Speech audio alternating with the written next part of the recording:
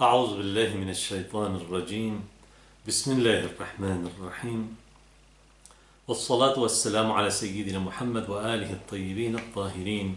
En el nombre de Dios, el compasivo, el misericordioso. Que las bendiciones de Dios sean con el profeta del Islam Muhammad y los inmaculados imames de su descendencia.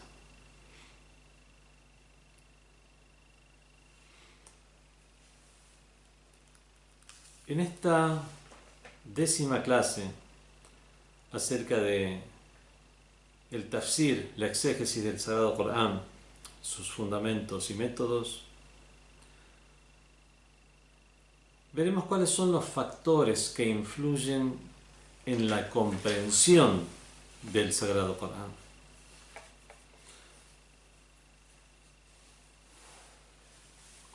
Veremos no solamente cuáles son los factores que influyen, sino cuáles son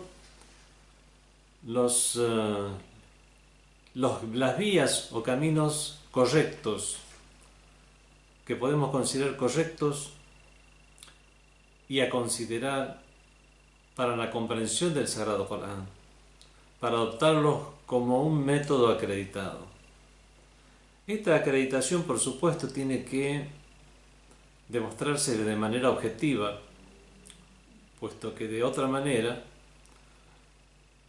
estaríamos de manera arbitraria discriminando o relegando opiniones o tratando de alguna manera regular el método de comprensión del Corán para que se adecue a nuestra forma de pensar en particular. Y eso es lo que se llama tafsir bil-Ray, o sea, hacer una exégesis del Sagrado Corán en base a la propia opinión. Que uno imponga sus propias ideas al Corán cuando debiera ser al revés, que es que comprendamos las realidades del Sagrado Corán.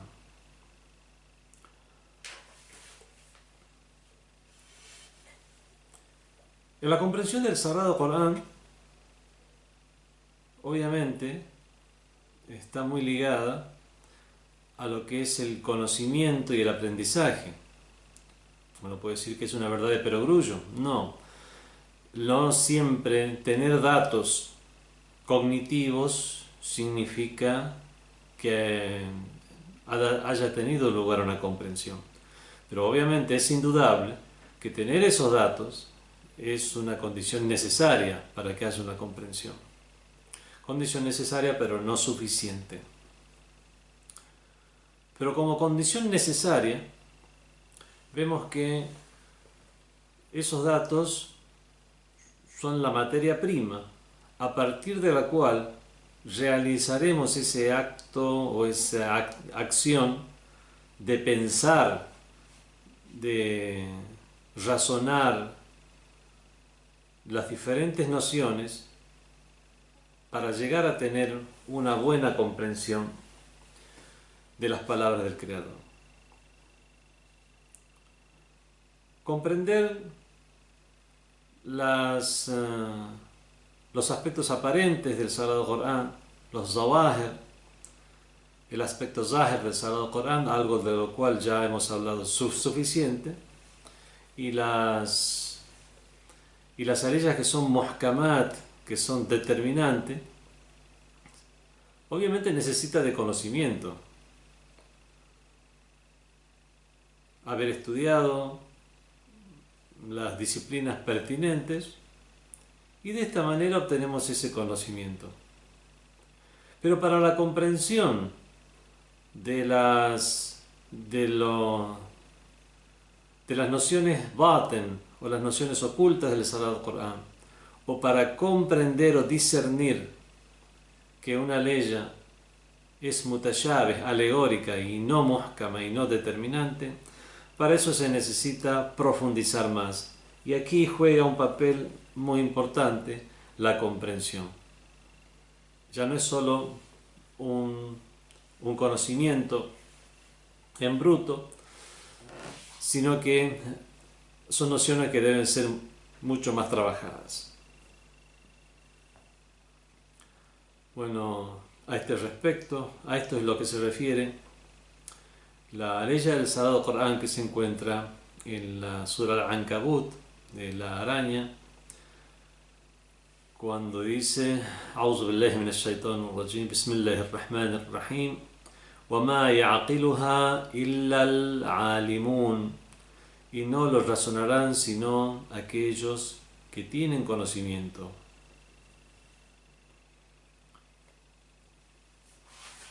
Así que de esta manera llegamos al primero de los puntos que debemos analizar en el tema de la comprensión del Sagrado Corán, que es el tema cognitivo. ¿De dónde obtenemos el conocimiento para comprender el Sagrado Corán? Exégetas célebres del Sagrado Corán, como Jalaluddin as-Suyuti, ha enumerado una serie de disciplinas que se debe conocer para comprender el Sagrado Corán. Entre esas disciplinas que enumera están el Lugha, o sea, el conocimiento del idioma, el conocimiento de los vocablos del idioma árabe. El Nahu es la ciencia de la sintaxis gramatical. El Tasrif o el Sarf, que es la morfología de las palabras. El Ishtiqaq, Ilm al-Ishtiqaq, es la ciencia de la etimología de las palabras. Ilm al-Ma'ani,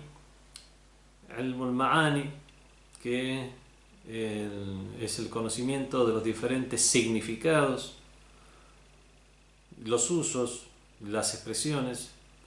Ilm al-Bayan, que son las técnicas expresivas en el idioma árabe. Ilm al-Badi', que son los recursos estilísticos para una bella pronunciación, una mejor pronunciación o elaboración de las frases en el idioma árabe, reconocer unas de otras. Ilm al-Qira'at, que es la disciplina en la cual se estudian las diferentes lecturas del Sagrado Corán. Habíamos hablado acerca del milagro del Sagrado Corán y el milagro referido a que no existe dos textos del Sagrado Corán, y ese es un milagro teniendo en cuenta lo que pasó con otros libros sagrados de épocas anteriores, donde la humanidad no estaba capacitada para resguardar el mensaje. El Sagrado Corán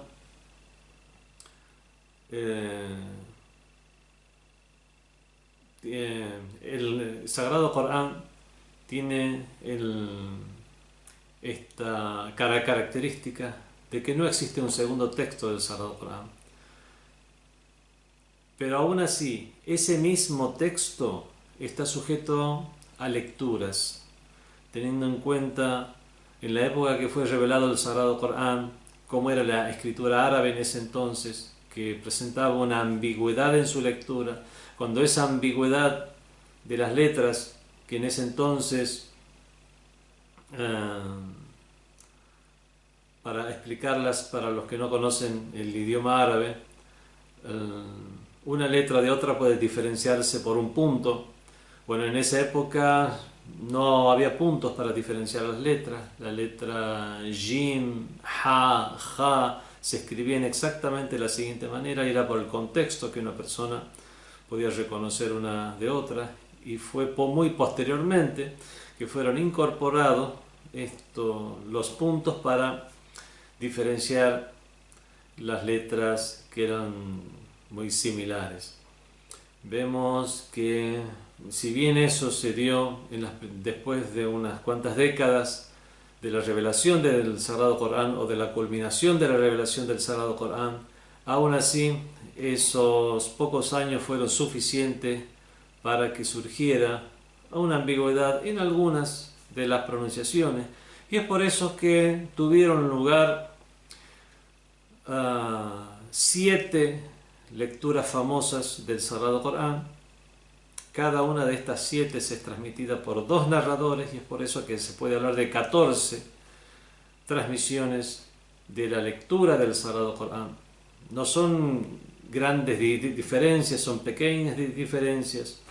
El que conoce del idioma árabe podrá saber que simplemente una vocal, una vocal fatha, una vocal a, o una vocal damma, una vocal u, o una vocal alargada, un alef.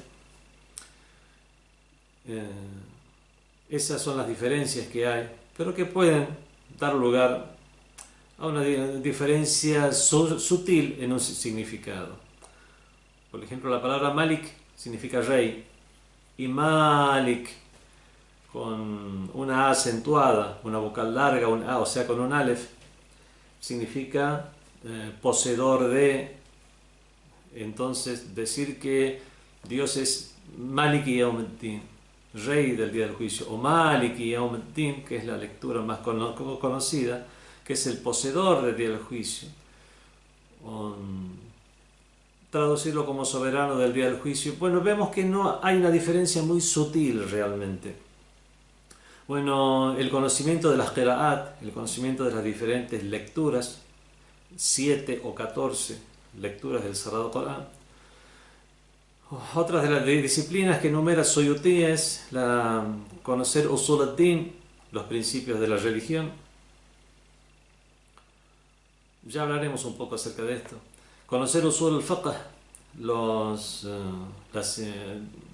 el estudio de los principios de jurisprudencia.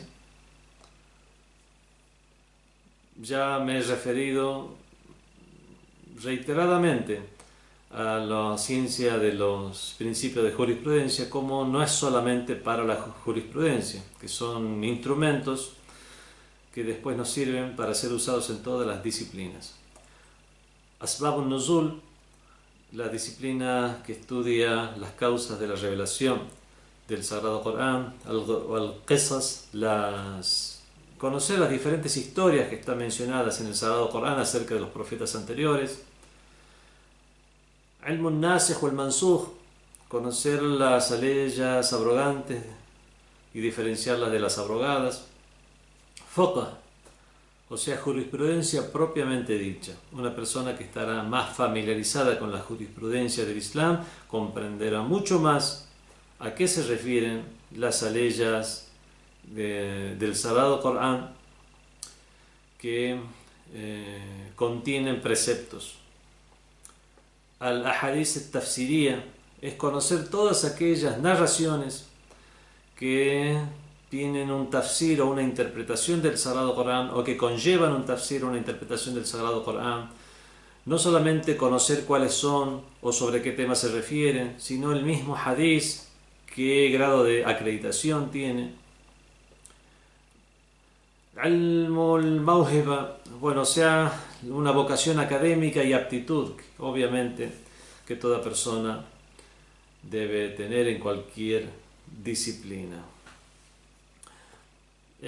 Muchos otros sabios han mencionado también disciplinas, clasificándolas de una manera u otra, con una pequeña variación en la clasificación, pero en general podemos llegar a resumir todas estas disciplinas en los siguientes puntos, en los 4 puntos siguientes. Primero, el conocimiento del idioma y de las disciplinas relacionadas al Sagrado Corán. O sea, todo lo que tiene que ver con la parte académica, de conocer el idioma árabe, conocer las disciplinas de ciencias del hadith, ciencias del Corán, historia, etc. Todo aquello que tiene que ver con la erudición. Conocer el idioma árabe y las diferentes disciplinas que atañen al Sagrado Corán. Eso en primer lugar. En segundo lugar es conocer a Dios, en tanto en cuanto es quien ha pronunciado las palabras del Sagrado Corán. Una de las formas de conocer un discurso es conocer a su autor. El tercer punto es conocer a aquellos a quienes les fue dirigida una locución. En este caso, a quienes les fueron dirigidas las aleyas del Sagrado Corán. Si bien el Sagrado Corán fue revelado para toda la humanidad, fue revelado en árabe porque debía ser revelado en una zona, en un pueblo en particular. Y obviamente no solamente es una zona, un pueblo, en un tiempo en particular, con personas con una cultura en particular, y es por eso que conocer al interlocutor también nos va a servir para conocer el propósito de las palabras y por la forma en que fueron dichas. Y en cuarto lugar es conocer las situaciones que rodeaban la revelación. O sea, el contexto en el cual se produjo la revelación. Así que en estos 4 puntos resumimos cuáles son los tipos de conocimiento que se debe tener para una buena comprensión del Sagrado Corán y de esa manera poder hacer un tafsir o exégesis del mismo. El primer punto es conocer el idioma y las disciplinas relacionadas al Sagrado Corán. Dice el mismo Corán, A'udhu billahi minash shaitanir rajim, وَلَقَدْ يَسَّرْنَا الْقُرْآنَ لِلذِّكْرِ فَهَلْ مِن مُدَّكِّرٍ.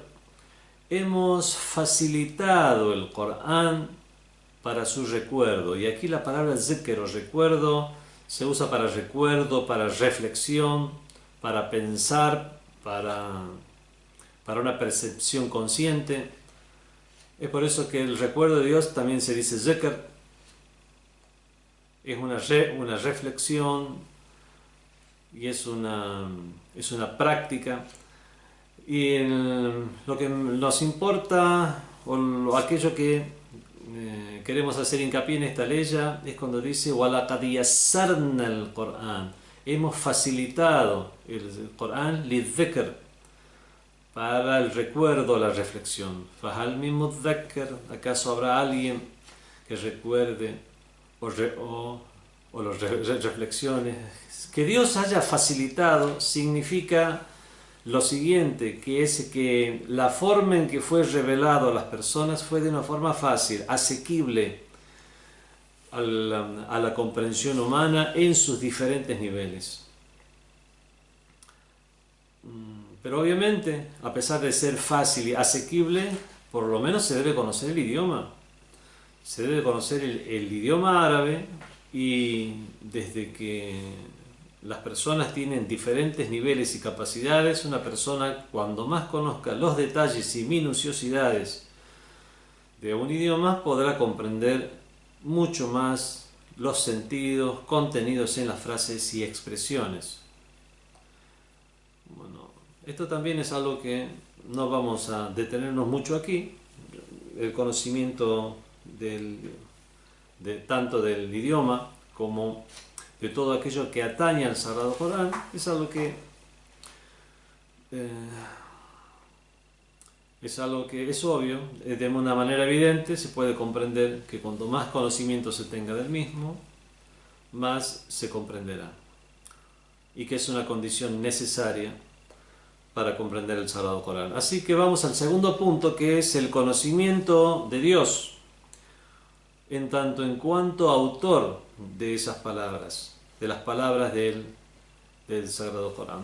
Cuando queremos conocer una obra o queremos comprender una obra literaria, podremos simplemente leer y comprender hasta cierto punto, pero cuando una persona está más familiarizada con un autor, va a comprender mucho más diferentes sentidos, expresiones, ironías,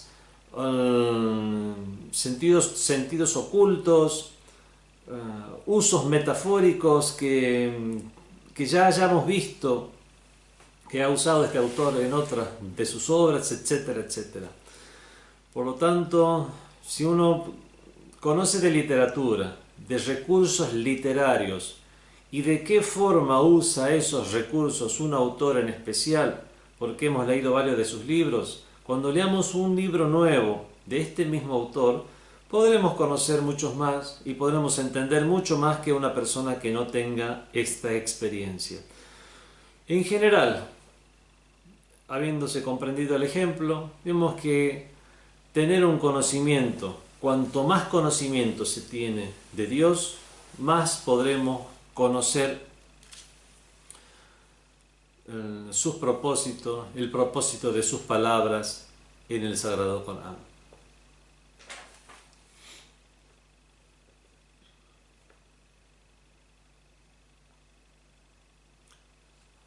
Dice el mismo Sagrado Corán: "A'udhu billahi minash shaitanir rajim, wa ma qaddarullaha haqqa qadrihi", y no valoraron a Dios en la medida que corresponde. Esta aleya se refiere a los incrédulos, que era precisamente por su desconocimiento de Dios, de los atributos de Dios y de todo lo que implica la creencia en Dios.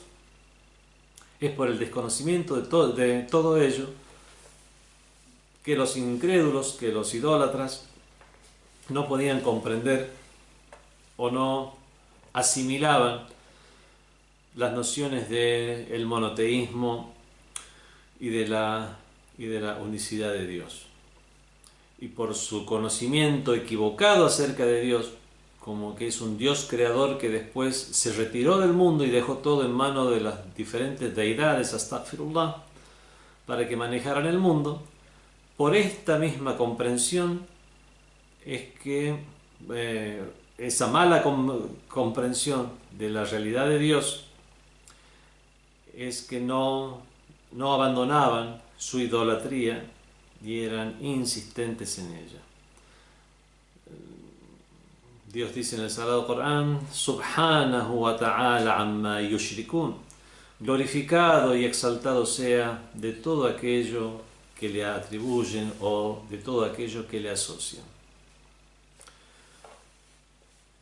Hay, por ejemplo, imaginemos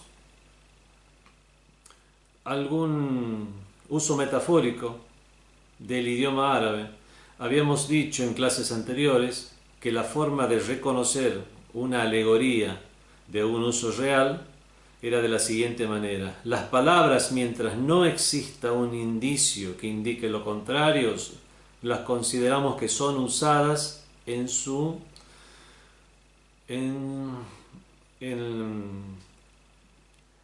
real significado, para el real significado para el que fueron dispuestas.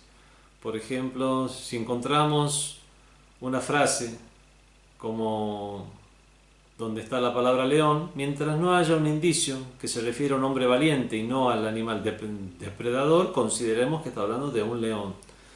Pero cuando hay indicios suficientes, diremos: no, esto es algo que se cae de maduro, que no se refiere al animal depredador, sino que es un uso metafórico para una persona valiente.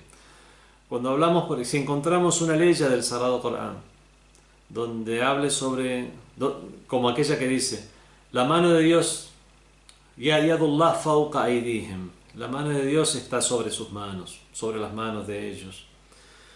Una persona que tenga una concepción errónea acerca de la divinidad, crea que de la divinidad puede tener una forma, un cuerpo, astaghfirullah, que Dios puede estar en un lugar, tener ojo, manos, una altura determinada, ¿no le parecerá raro que ese sea un uso real?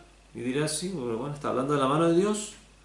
Desde que su comprensión limitada acerca de la divinidad y del Creador sea de esta manera y lo asimile sus virtudes a las virtudes humanas, o sea, tenga estas creencias antropomórficas, entonces no considerará como evidencia o indicio del intelecto que Dios no tiene cuerpo suficiente para considerar que es un uso metafórico. Una persona, a pesar de que no existieran otros hadices, a pesar de que no existieran otras aleyas del Sagrado Corán que digan la tudrikuhul absar, no le alcanzan las miradas, etcétera, etcétera, es suficiente con el sentido común al tener una idea correcta acerca de lo que es Dios, la divinidad, que no tiene necesidad de un cuerpo, que no tiene necesidad de un lugar. Él mismo es el que creó el cuerpo, el lugar, la orientación.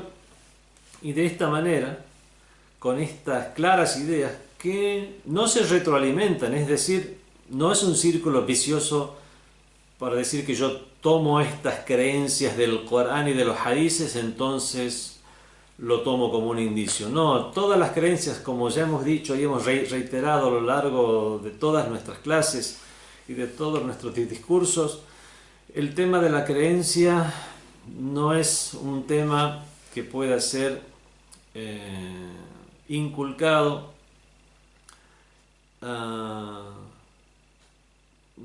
de manera ciega. No puede haber una imitación ciega en el tema de las creencias. Y es por eso que cuando se estudian los temas de la creencia, se usa el intelecto. Y en todo caso, máxime usaremos las aleyas o hadices como orientativos y no como prueba o demostración.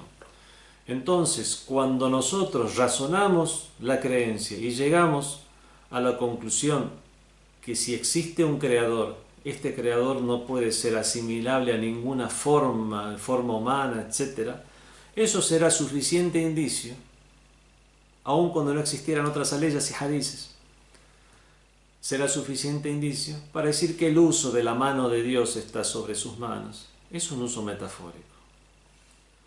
Entonces vemos que conocer a Dios es conocer al autor de las palabras del Sagrado Corán, y cuando más conozcamos sobre Dios, más conozcamos a Dios, mucho más entenderemos el texto sagrado. Para no entrar ya en detalles sobre teología, los detalles los delegamos a las clases sobre teología. Veremos ahora el cuarto punto entonces, que es conocer a los interlocutores del Sagrado Corán. Los interlocutores primarios o iniciales serían, porque todos somos interlocutores del Sagrado Corán. Se dirige a toda la humanidad en todos los tiempos, pero por una cuestión física debía ser revelado a personas en un tiempo determinado, en un tiempo en particular, con un idioma en particular, con una cultura en particular, y por esa particularidad, forma de comprender el idioma y los usos del idioma que tenían, entonces la revelación habrá sido acorde a esa comprensión.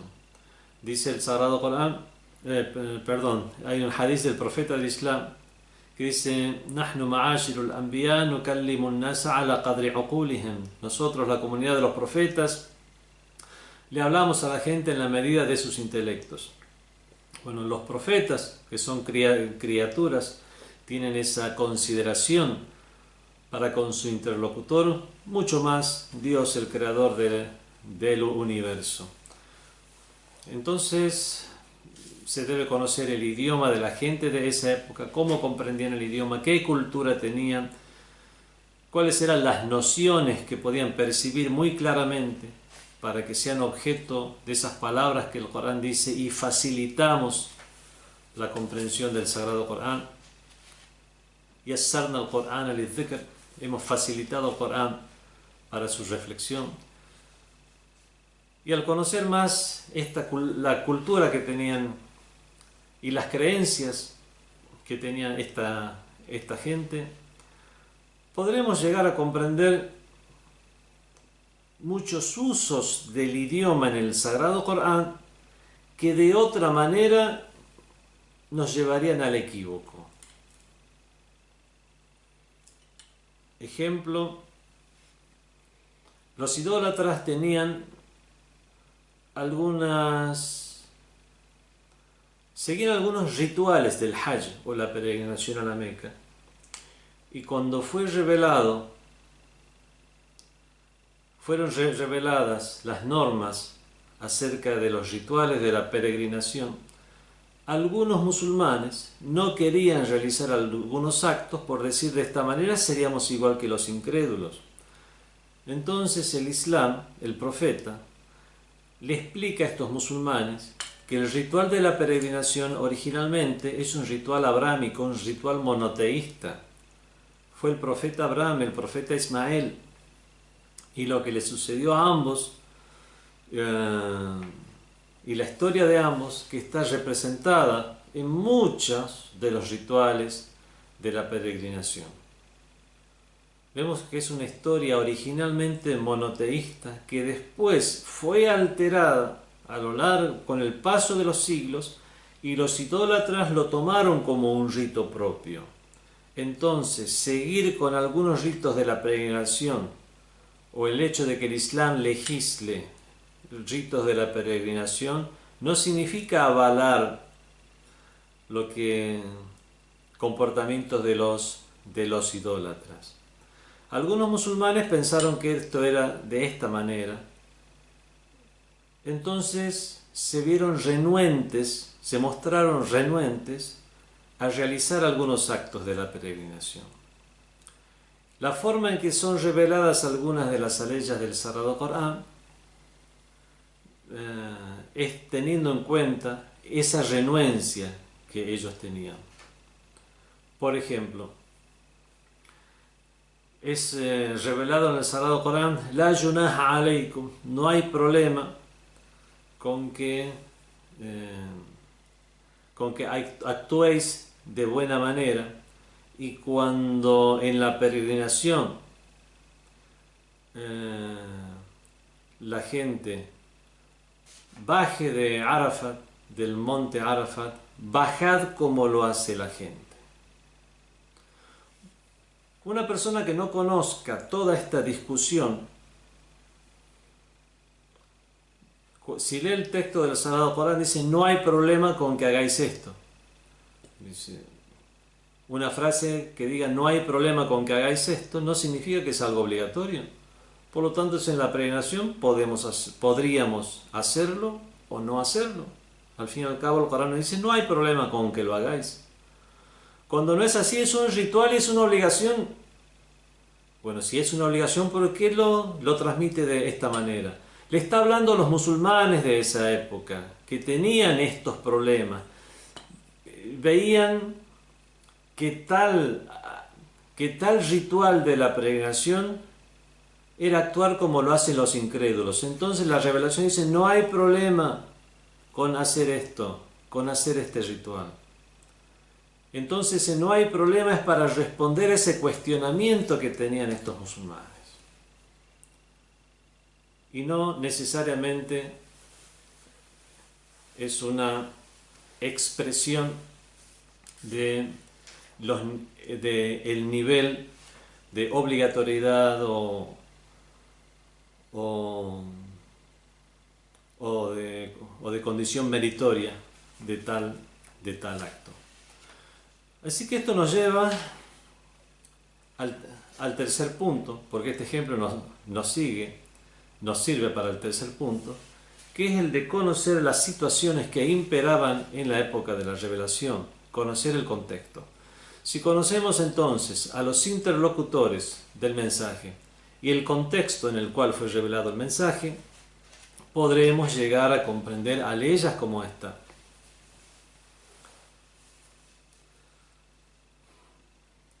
Comprender el contexto en el cual fue revelado el Sagrado Corán es algo de suma importancia, y esto lo comprendemos de las palabras del Imam Ali ibn Abi Talib alayhi salam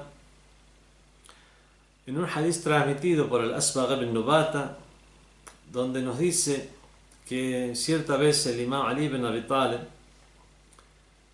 se irguió entre la gente y dijo: Saluni qabla an tafqiduni, preguntadme antes de que me perdáis. Que por cierto que conozco de la revelación y de los sentidos reales del Sagrado Corán a un punto que no podrá pretenderlo más que un mentiroso. Preguntadme en qué tiempo, en qué fecha fue revelada una ley sobre quién fue revelada. Preguntadme cuál es la abrogante y cuál es la abrogada. Preguntadme cuál es general y cuál es particular. Preguntadme cuál es muhkam y cuál es mutashabih, cuál es determinante y cuál es alegórica. Preguntadme cuál es mecana, cuál es medinesa. Y yo os lo diré.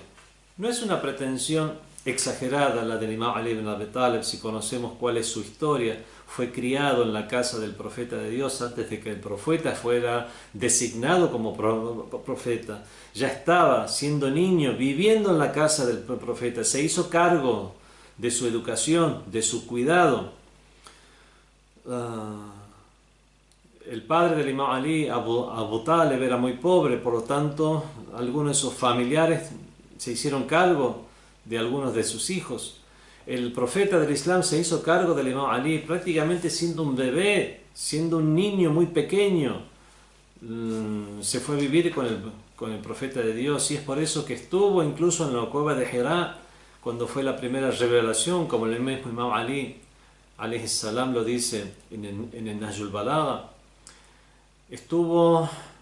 Fue el primer musulmán, fue el primero en decir la shahada entre los hombres. Fue la persona que realizó los baños rituales del profeta del Islam. Fue la persona sobre quien el profeta dijo tal y tal cosa, el más sabio es Ali, yo soy la ciudad del saber, Ali es su puerta, etcétera, etcétera, etcétera. De esta manera no es una pretensión exagerada que el Imam Ali ibn Abi Talib dijera esto. Bueno, pero cuando lo dice, preguntadme sobre el Corán puesto que yo sé esto, significa que es muy decisivo este conocimiento sobre cuál ley es abrogante y cuál es la abrogada, cuál es general y cuál es particular, cuál es determinante, cuál es alegórica, cuál es mecana, cuál es medinesa. Las aleyas mecanas, el profeta cuando estaba en la ciudad de la Meca, sus mayores esfuerzos eran promover el monoteísmo para combatir la idolatría imperante. Cuando ya tuvo lugar la emigración a la ciudad de Medina, ya el profeta tenía otras preocupaciones como la conformación de la sociedad islámica ideal, las leyes para esa sociedad, dirimir diferencias, etc. O sea, ya vemos que eran más cuestiones relacionadas a normas sociales, de educación de una comunidad. En cambio, en las primeras épocas eran más cuestiones relacionadas a la creencia, a la unicidad, a poner énfasis en la unicidad de Dios, en la creencia del más allá. Entonces vemos que todo eso influye en la comprensión del Sagrado Corán. Para que veamos como ejemplo de cómo será difícil la comprensión de un texto si no conocemos las circunstancias que lo rodean, veamos como ejemplo la siguiente aleya. Dice el Sagrado Corán: A'udhu billahi minash shaitanir rajim. Wa atul yatama amwalahum. Dad a los huérfanos sus riquezas, sus bienes. وَلَا تَتَبَدَّلُوا الْخَبِيثَ بِالطَّيِّبِ. No cambies lo que es lo vil por lo que es excelente. No cambies por lo vil lo que es excelente. وَلَا تَأْكُلُوا أَمْوَالَهُمْ إِلَىٰ أَمْوَالِكُمْ. Y no consumáis sus bienes como si fueran los vuestros, o no los juntéis con los vuestros. إِنَّهُ كَانَ حُوبًا كَبِيرًا. Realmente eso es una enormidad. Hacer algo es realmente un gran pecado. وَإِنْ خِفْتُمْ أَلَّا تُقْسِطُوا. Pero si teméis no ser justos sobre este particular, filiatama, si teméis no ser justos en el tema de los huérfanos, فَانْكِحُوا مَا طَابَ لَكُمْ مِنَ النِّسَاءِ مَثْنَى وَثُلَاثَ وَرُبَاعَ. entonces podéis casaros con mujeres hasta 2, 3 y 4. Una persona que inicialmente lea esta ley dirá que no encuentra una conexión entre el final de la ley con lo que está hablando al principio. Si encontráis en vosotros mismos algún problema en ser justos respecto a los huérfanos, podéis casaros con mujeres 2, 3 y hasta 4. Que tiene que ver el tema de casarse, que un hombre se case y hasta con cuántas mujeres se puede casar, con el tema de los huérfanos. Obviamente el que no conozca las circunstancias que rodea la revelación de esta ley no podrá comprender a qué se refiere el Sagrado Corán con precisión. Era una costumbre en la época de la ignorancia que cuando una persona fallecía y dejaba hijos huérfanos, de esos huérfanos se ocupaba un familiar. No solamente se ocupaba de los huérfanos, sino de los bienes de los huérfanos. Y de esta manera, con respecto a los niños varones, había menos problemas porque llegado a la adolescencia comenzaban ellos mismos a trabajar, comenzaban ellos mismos a ser independientes. Con las niñas era mucho más difícil porque la sociedad en esa época, toda niña debía tener un tutor. Hasta hoy en día, niños o niñas deben tener un tutor, pero era mucho más difícil de salir de una situación de dependencia. Y es por eso que muchos familiares que se hacían cargo de las niñas, de sus familiares que se habían quedado huérfanos, incorporaban los bienes de los huérfanos a los suyos y los gastaban como propios finalmente. Para poder incorporar esos bienes, se casaban con las niñas huérfanas.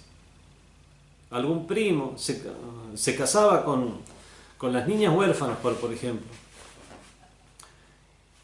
Y gastaban esos bienes. Sociedad salvaje como lo era, muchas veces terminaban de gastar esos bienes, se terminaban esos bienes y después incluso divorciaban a esas niñas y quedaban en el absoluto y total desamparo. Ya no solo sin un tutor, sino también sin ni siquiera esos bienes que le habían dejado sus padres antes de quedar huérfanos. Era una práctica, obviamente, una práctica salvaje.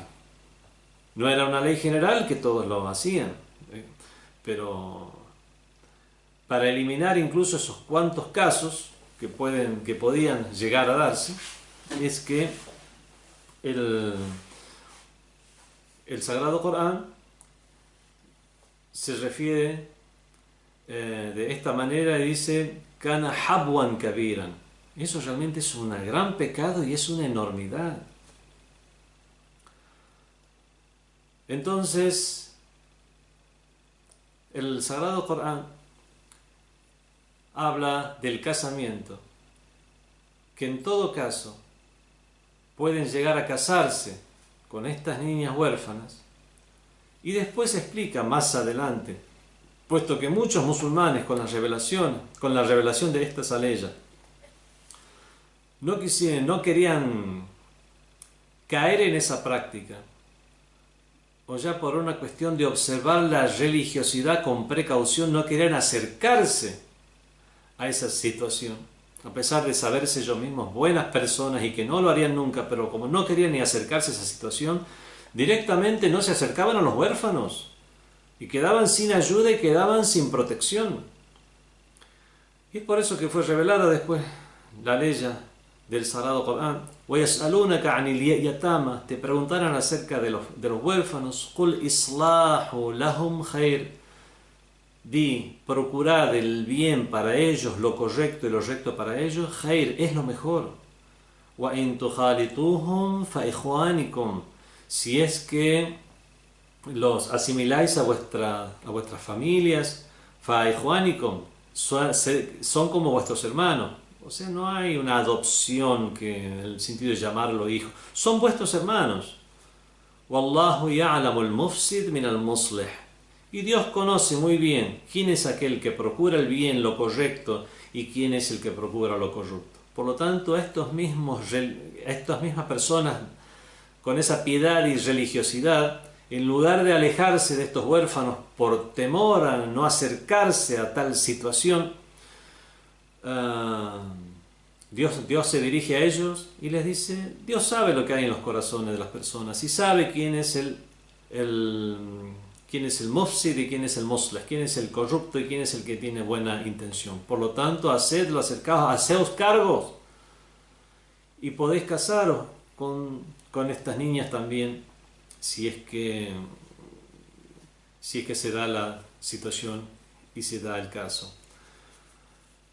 De esta manera entonces podemos llegar a comprender esta ley del Sagrado Corán, ahora que hemos escuchado esta historia, algo que al principio no comprendíamos. Si teméis no ser justos con los huérfanos, casaos con 2, 3 y hasta 4 mujeres.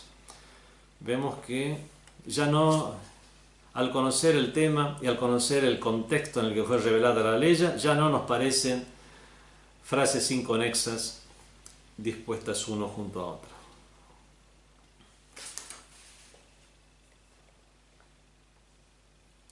Bueno, hay otros ejemplos también, ya nos vamos a extender demasiado. En general, hacen falta todos estos datos para ir al siguiente nivel. ¿Y cuál es el siguiente nivel? El siguiente nivel es el tadabbur, es la reflexión. La reflexión en el Sagrado Corán. Ya habíamos leído muchas aleyas anteriormente, como aquellas que dice Tilka al-amthalu nadribuha lin-nas, estos son los ejemplos que disponemos para los hombres, la'allahum yatafakkarun, tal vez de esa manera piensen o razonen. Otra leya dice faqsus al-qisas, cuenta las historias, la'allahum yatafakkarun, tal vez de esa manera piensen o razonen. Otra ley del Corán dice كَذَلِكَ يُبَيِّنُ اللَّهُ لَكُمْ آيَاتِهِ, así como Dios os clarifica sus leyes, لَعَلَّكُمْ تَعْقِلُونَ, tal vez así razonéis. Y con respecto a los dotados de conocimientos, dice Kitabun anzalnahu, es un libro que hemos revelado, anzalnahu ilayka, que te hemos revelado, mubarakun, bendito, liyadabbaru ayata, para que reflexionen en sus leyes, waliyatadhakkaru ulul albab, y para que lo reflexionen, para que lo mediten los dotados de intelecto. Todas estas leyes nos indican, algunos en la forma de historia, otros en la forma de ejemplos, otros en la forma de enseñanzas, orientaciones, que todo esto no es para entretenernos, no son historias que están en un libro para entretenernos, sino que el motivo obviamente es la reflexión, es usar todos esos datos, los cuales habremos recopilado de manera acreditada, como ya hemos visto en los puntos anteriores, para finalmente reflexionar.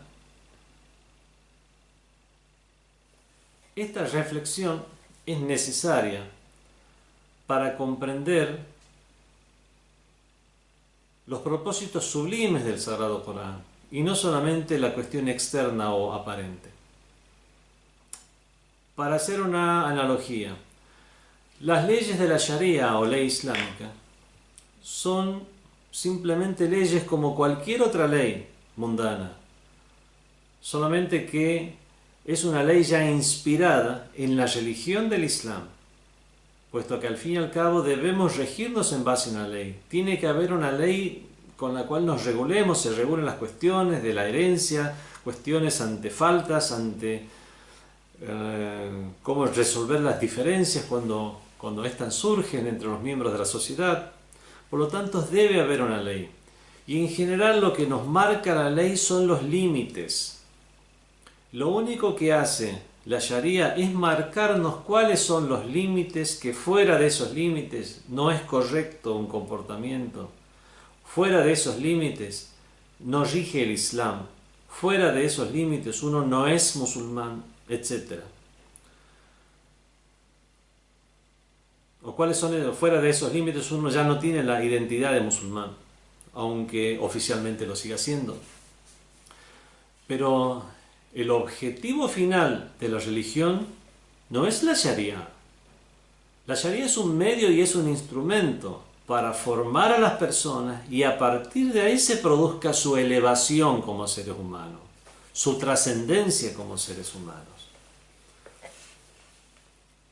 Que nos sirva este ejemplo también para ver cómo hay aspectos en el Sagrado Corán que se refieren a esto mismo, a Sharia, a leyes, pero ese es el propósito real de Dios para el ser humano. ¿Es una práctica vacía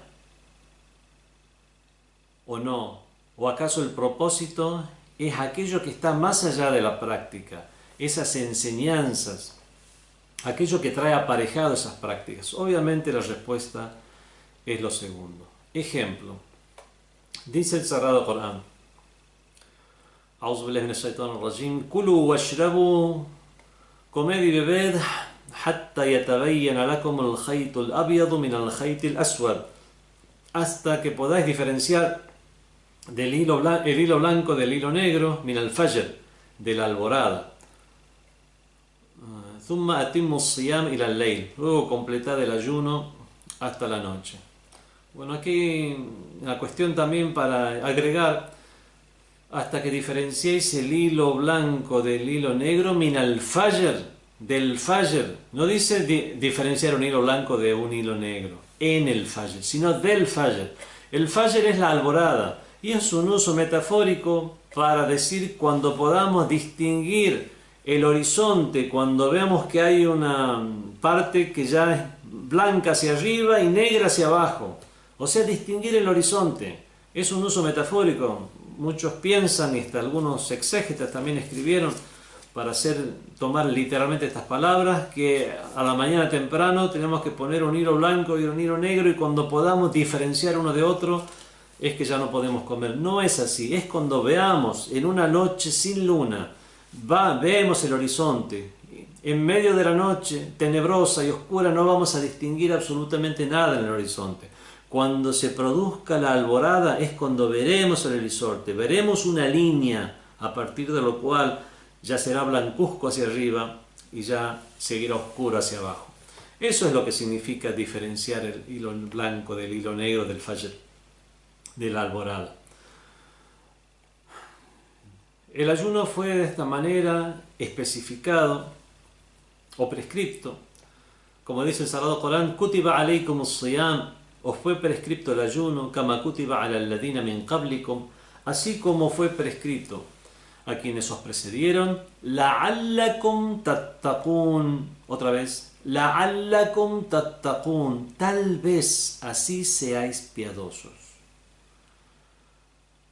Una persona con un conocimiento superficial puede llegar a comprender de esto simplemente que fue prescripto el ayuno, entonces hay que dejar de comer y de beber, y de esa manera hay que ser piadosos. Con una reflexión más profunda podemos llegar a comprender que Dios, Allah subhanahu wa ta'ala, lo que quiere de nosotros no es una práctica vacía, sino que quiere que aprendamos algo, que saquemos una enseñanza.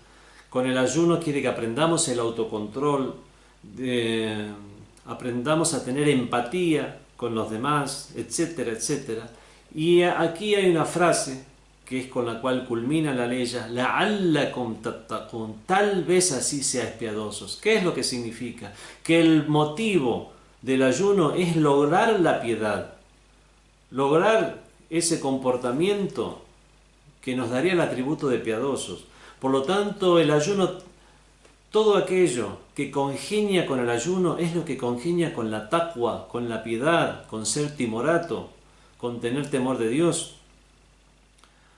Aun cuando no esté preceptuado, todo aquello que vaya en contra de ello es contrario al ayuno. Hablar mal del ausente puede tal vez legalmente no invalidar un ayuno, pero obviamente si queremos que se acepte nuestro ayuno para trascender como ser humano, hablar mal del ausente será una cuestión que será un asunto que nos será desfavorable a la hora de sacar un provecho del ayuno, y ahí podremos llegar a comprender las palabras del imam Ali ibn Abi Talib alayhi salam, que dijo: cuántos ayunantes que lo único que sacaron del ayuno es pasar hambre y sed, o sea, no se aprovecharon para llevarse las bendiciones de un ayuno y que les sirva para mejorar como personas. Todas estas reflexiones no las hacemos con lo aparente de las leyes, sino que es reflexionando en las mismas. Eso fue un ejemplo de la reflexión. ¿Cuáles son los métodos correctos para reflexionar en el Sagrado Corán? De los libros de los sabios y de todos aquellos consejos o aquellas conclusiones que han sacado, en general podemos decir que hay 4 etapas de esta reflexión. Para que una reflexión sea correcta, tienen que pasar estas 3 etapas, que son el ihsas primero, que es la recepción sensorial. Primero la vamos a enumerar y después vamos a explicarla. Segundo, an-nazar, o sea, la observación. Tercero, el tafakkur, que es pensar en todos aquellos datos que hemos obtenido. Después el tadakkur, que es la meditación o concluir las realidades. Con respecto a la primera etapa, bueno, también es algo evidente que la recepción sensorial en este caso se refiere a escuchar al Sagrado Corán, o sea, recibir esos datos sensorialmente, tal vez leerlo también, para que de esta manera ya se nos haga familiar y mucho más fácil la comprensión del mismo. Así que pasamos a la segunda etapa, que es la de la percepción, observación o percepción.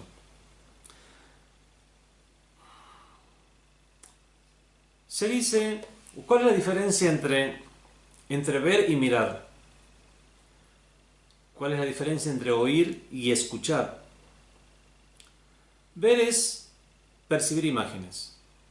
Puedo yo ver una escena y simplemente veo imágenes, tengo una percepción sensorial, sería esa primera etapa. Veo una imagen. Muchas veces puedo estar viendo algo y estar concentrado en otra cosa. A lo mejor pasó alguien delante mío y esa imagen llegó a mis ojos, pero no me di cuenta, porque estaba viendo, pero no estaba mirando. Por lo tanto, ver es percibir imágenes y mirar es usar los ojos para ver. Lo mismo pasa con oír y escuchar.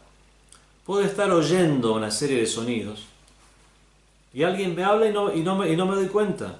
Escuché esos sonidos, porque oír es percibir sonidos y escuchar es usar el oído para oír. Con esto nos queda más en claro cuál es la diferencia entre la primera y la segunda etapa. La primera etapa es la percepción o la recepción sensorial, y la segunda es la percepción a conciencia.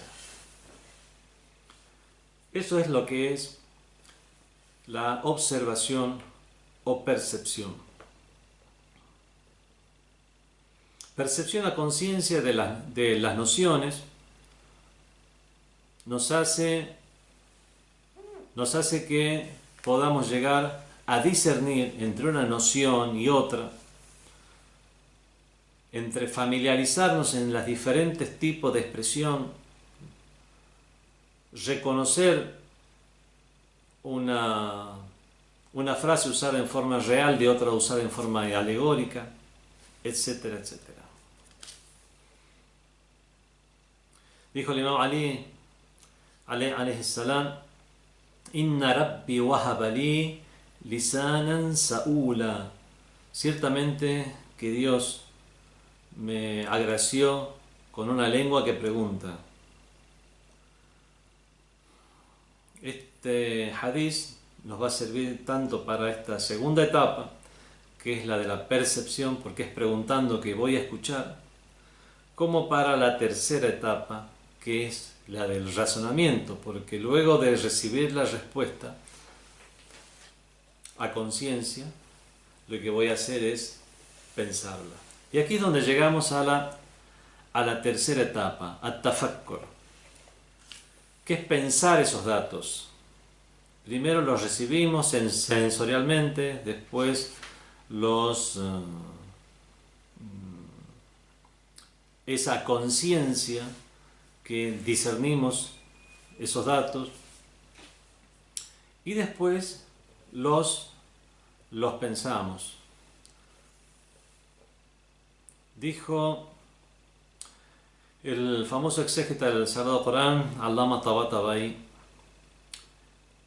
acerca de un hadiz del Imam Ali ibn Abi Talib, en el cual nos dice: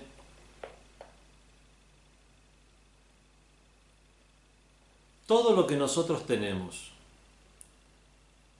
es del Corán. Todo aquello que comprendemos sobre Dios, sobre sus siervos, proviene del Corán. Realmente el que conoce al Imam Ali, las frases del Imam Ali, aquello con lo cual dejó perplejos a sabios de las diferentes épocas, incluso no musulmanes, como ya hemos hecho alusión a ello en alguna otra oportunidad. Toda esa sabiduría del Imam Ali, el Imam Ali dice que todo lo que tiene proviene del Corán. Y dice Allama Tabatabai respecto a este hadiz. Este hadiz realmente es uno de los hadices más brillantes que pronunció el Imam Ali ibn Abi Talib. Y lo mínimo que podemos llegar a destacar de este hadiz, o llegar a inferir de este hadiz, es que todo ese gran conocimiento del imam, toda esa profundidad, toda esa profunda sabiduría que el imam tenía, la cual dejó perplejos a las mentes de luminarias de las épocas, todo eso provenía del Sagrado Corán. Y obviamente esto solamente puede ser pensando el Sagrado Corán para llegar a comprenderlo como se debe. Y después de comprender lo que nos dice el Sagrado Corán, las palabras usadas en el Sagrado Corán, llegamos a la cuarta etapa, que es la de la meditación, que es meditar y concluir realidades. Esa conclusión y todo este proceso de 4 etapas es lo que llamamos at-tadabbur, o la reflexión en el Sagrado Corán. Esta conclusión de realidades es lo que vamos a llamar ta'aqqul, o sea, concluir con la razón. Cuando habíamos hablado acerca de las aleyas del tadabbur, o sea, de la reflexión en el Sagrado Corán, nos habíamos valido como ejemplo de varias aleyas del Sagrado Corán, como aquella que dice: estos son ejemplos, tilka al-amsalu, que damos a la gente, la'allahum yatafakkarun. La'alla significa tal vez así lo piensen. Y generalmente, cada vez que se usa la palabra fikr, de pensar, o palabras similares, o razonar, dice la'allahum ta'qilun, kadhalika yubayyinu Allahu ayatih, yubayyinu Allahu lakum ayatih. Así es como Dios os clarifica sus aleyas, la'allakum ta'qilun, tal vez así vosotros razonéis. Ese tal vez nos da la pauta de que a pesar de ello, a pesar de toda esa reflexión que nosotros podamos hacer, todavía hay un tal vez, o sea, no nos da un 100% de seguridad que realizando este procedimiento de pensar y razonar, llegaremos a la conclusión correcta. Solamente hay un caso en el cual Dios no usa tal vez. El caso es el siguiente. Es donde Allah subhanahu wa ta'ala dice: Kitabun anzalnahu, es un libro que hemos revelado, anzalnahu ilayka, que te hemos revelado, mubarakun, bendito, liyadabbaru ayata, para que reflexionen en sus aleyas, waliyatazakkar ulul albab, y para que lo mediten los dotados de intelecto. Es un libro para que lo mediten los dotados de intelecto.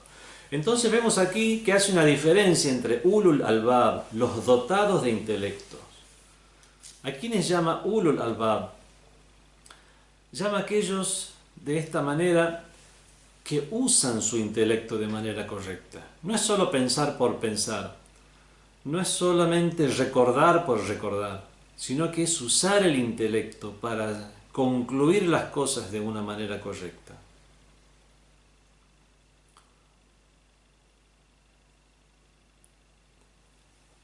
Hay mucho para hablar acerca del intelecto, es un tema largo el del intelecto. En el libro Usul al-Kafi, el libro al-Kafi, que se divide en Usul al-Kafi, Furu' al-Kafi y Rawdat al-Kafi, son 7 tomos.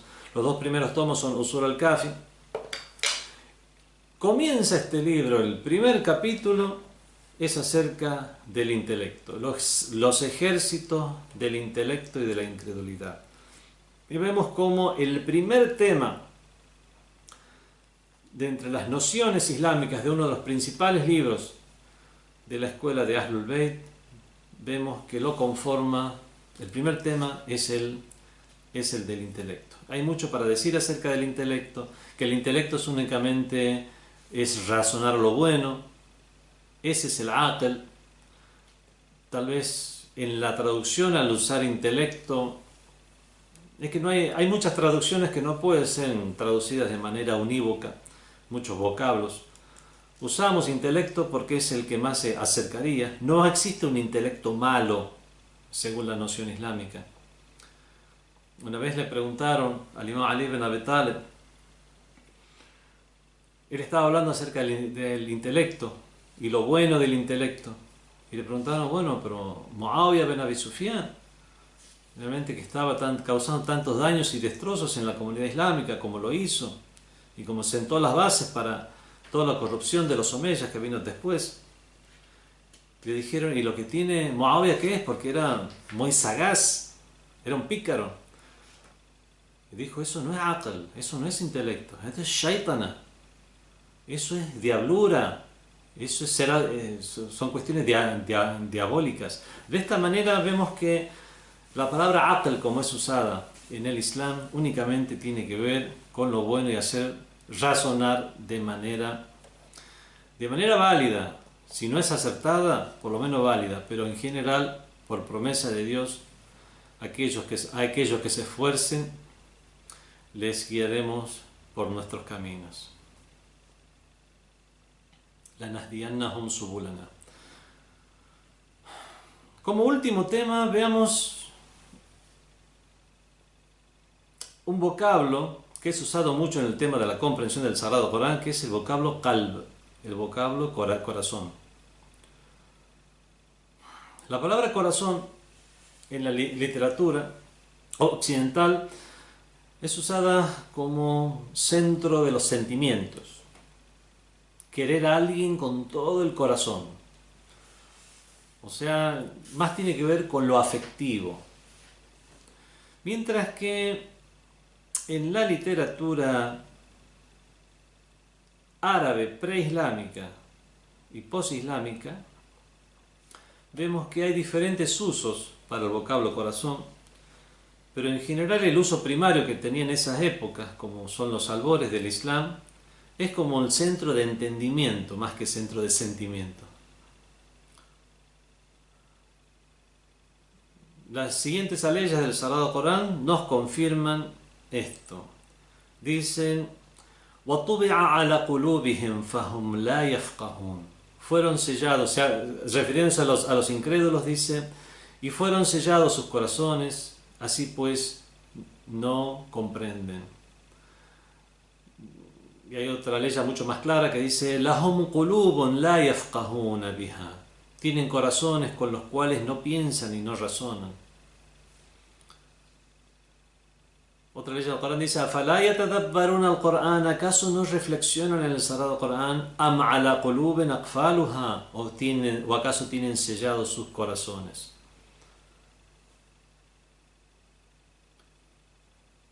Por último, una más: Inna fi dhalika la dhikra. Ciertamente que en esto, en el Sagrado Corán, la dhikra, hay un recuerdo. Liman kana lahu qalb, para aquel que tenga un corazón. Es importante también conocer la transformación que tuvo este vocablo. Obviamente en la literatura contemporánea árabe ya se usa más o menos igual que en el occidente, en el cual significa centro de sentimientos, pero hay que tener en cuenta este vocablo usado en el mismo Sagrado Corán, donde sí significa centro de entendimiento más que centro de sentimiento, pero aún así eso no quita que también se refiera a ese centro de entendimiento puro, tal como estábamos hablando hace un momento sobre el aql, que es la parte buena. Es por eso que en el mismo Corán se habla de qalbun salim, illa man ata Allah bi qalbin salim. El qalb salim es el corazón sano, es el corazón sin mancha, es el corazón con buena intención. Y eso nos hace inferir los usos que tiene la palabra qalb en el Sagrado Corán, siendo uno de ellos, o el más preponderante, el de centro de comprensión, reflexión y entendimiento. Bueno, damos por concluido este tema aquí para no extendernos más todavía. Wassalamu alaikum wa rahmatullahi wa barakatuh.